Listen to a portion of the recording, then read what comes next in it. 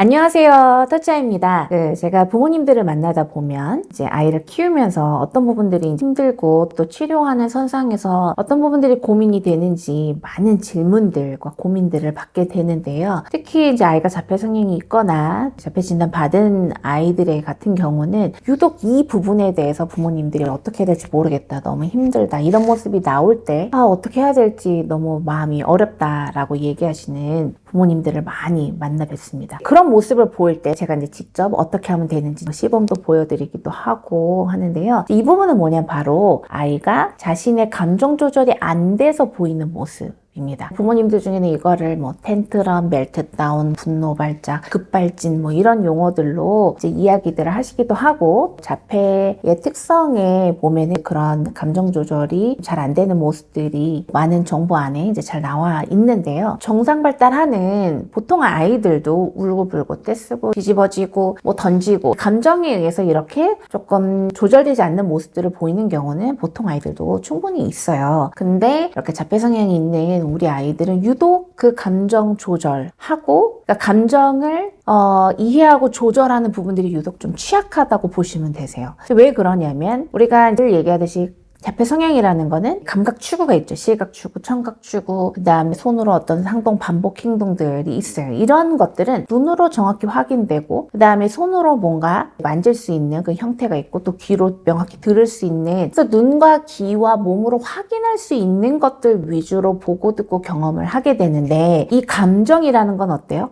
눈에 보이지 않아요. 보이지 않은데 느껴지는데, 느껴질 때 이 감정은 정확히 어디서 느껴지는지도 알 수 없을 정도로 어떤 감정이 확 느껴지면 우리 온 몸과 온 생각은 이 감정에 휩싸이게 되는 거예요. 아이들 중에는 이 감정이 느껴지는데, 그 화가 나든지 슬프다든지 이거를 느껴지는데 정확히 신체 어딘지 모르니까 자꾸 신체를 자기를 막 두드리든지 머리를 박는 방향으로 표현하는 친구들도 있고, 또 이걸 어떻게 해야 될지 모르니까 가장 친밀하고 가장 의지하는 엄마한테 이거를 해결받기 위해서 엄마한테 가서 엄마를 뭐 이렇게 잡아 끌거나 때리거나 또는 꼬집고 깨물고 하는 형태가 나오기도 하고, 또 역시나 이 감정이라는 게 정확히 어딘지 모르는데 일단 이 몸에서 느껴지니까 막 몸 버둥버둥 거리고 이리 뛰어다니고 저로 뛰어다니고 막 뒹굴고 해서 이 몸을 어떻게 주체하지 못하는 모습의 행동을 보이게 되는 거죠. 그럼 그 모습을 보면 부모님들은 굉장히 힘들 수 있습니다. 왜냐하면 이 아이가 왜 그러는지를 잘 모르겠고, 또 어떻게 이거를 도와줘서 해결해야 될지를 잘 모르기 때문에 참 그 부분이 유독 힘들다고 얘기를 하세요. 그리고 이 감정 부분들이 아이가 자기가 표현하고 이제 조절되기까지, 우리 아이들이 그 부분들이 좀 약하기 때문에 시간이 꽤 오래 걸립니다. 보통 일반 아이들은 뭔가 화가 났어, 슬펐어, 삐죽삐죽대다가 으앙 울거나 또는 씩씩 하다가 한 뭐 5분, 10분 또는 그보다 더 짧은 시간 내에 그 감정이 이제 좀 조절이 되는데, 이제 우리 자폐 성향이 있는 아이들은 그 조절이 1시간까지도 가기도 하고 그 이상이 되기도 하고 그렇거든요. 제가 아이들을 많이 만났을 때 정말 그 감정과 관련해서 여러 가지의 모습을 많이 봤었어요. 예를 들면 1시간 전에 자기가 친구랑 하다가 부딪힌 게 뭔가 아팠거나 기분이 나빴던 게 그때 바로 감정으로 나오는 게 아니라 30분, 1시간 지난 다음에 전후상황 없는 상태에서 올라오기도 하고, 그 다음에 자기가 어젯밤에 잠을 좀 못 잤다던가 아니면 오늘 아침에 먹은 게 소화가 잘 안 됐다던가 하는 것들이 뭔가 이제 낮 시간에 전후상황 없는데 이제 막 나오는 거죠. 졸려서 짜증내고 뭐 소화가 안 되거나 아니면 뭐 배가 고프거나 하는 것들이 표현을 안 하고 아이가 그렇게 감정적으로 조절 안 되는 모습만 보이다 보니까 이 아이와 함께하는 가족들, 사람들이 참 그 부분을 힘들어하는 경우들을 꽤 많이 봤습니다. 자폐 성향이 치료되는 거를 위해서도 그렇고, 이 감정 조절의 능력을 높여주기 위해서도 우리 아이가 뭔가 발달이 좀 늦고 성향이 의심된다면 이 감정 부분부터 잘 만져주는 것이 무엇보다 중요합니다. 그러면 아이가 눈으로 보거나 귀로 듣고 손으로 형태를 확인할 수 있는 감각만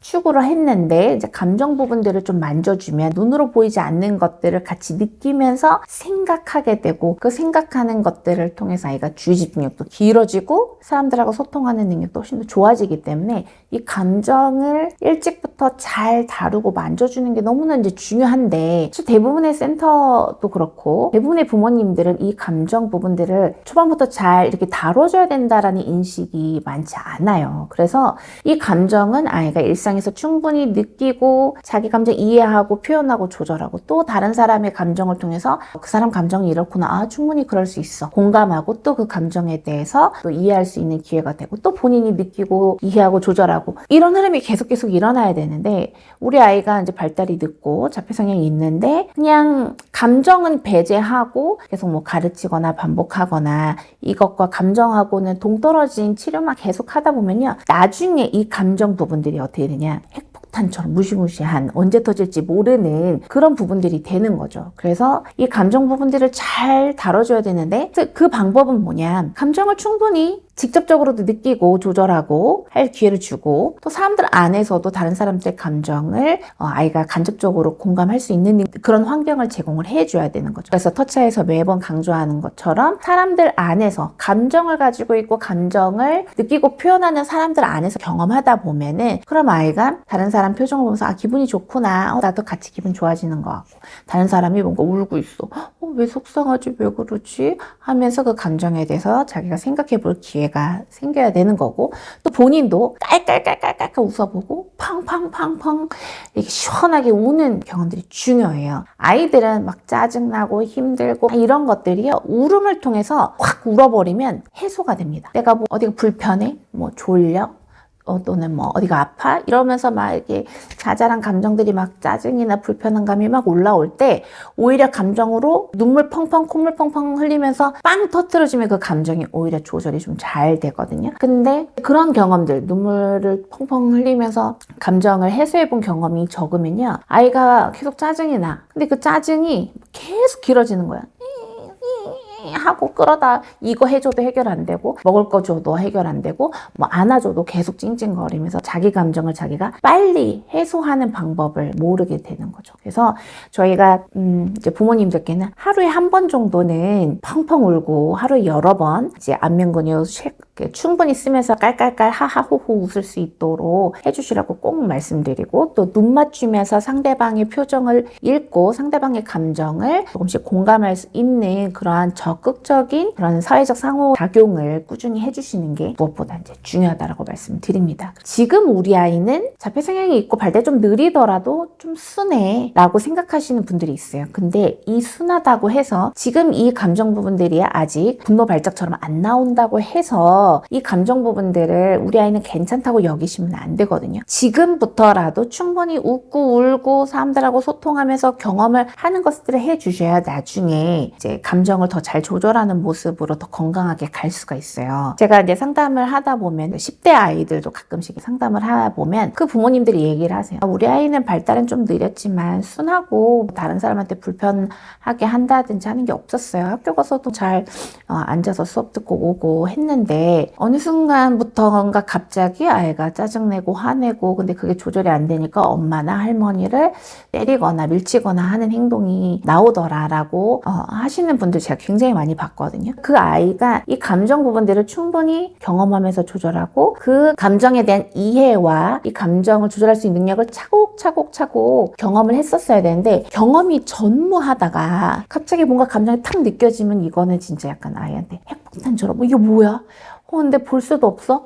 어디 있는지 모르겠는데 내 안에서 막 느껴지고 이거 어떻게 해야 될지 모르겠어 하면은 아이가 막 몸도 버둥거리고 뒤집어지고 던지고 깨물고 하는 행동이 나올 수 있죠. 그래서 감정이 중요하고 또 이 감정을 잘 다뤄줬을 때 감정 조절만 잘 되는 게 아니라 감정을 일찍부터 잘 다뤄주면은 아이가 감각을 받아들이고 수용하고 감정과 연결하는 이 치료에 있어서 중요한 영역들도 더 원활하게 이루어지기 때문에 아이가 좋아지는 속도도 더 좋아지고 치료적인 부분들도 더 건강한 모습들을 많이 보여주게 됩니다. 실제로 제가 많은 아이들을 이제 치료를 진행했을 때 치료 속도가 아이들마다 다 달라요. 근데 확실히 웃을 때 잘 웃고 울 때도 펑펑 눈물 흘리면서 잘 울고 그게 적절한 빈도수로 나오는 친구들이 훨씬 더 치료 속도가 좋았어요. 근데 잘 울지 않고 표정이 별로 없고 울더라도 눈물이 안 나고 그냥 악만 쓰고 짜증만 내고 눈물이 안 나는 친구들은 그만큼 치료 속도가 좀 아쉬웠던 경험들이 굉장히 많습니다. 그래서 우리 아이의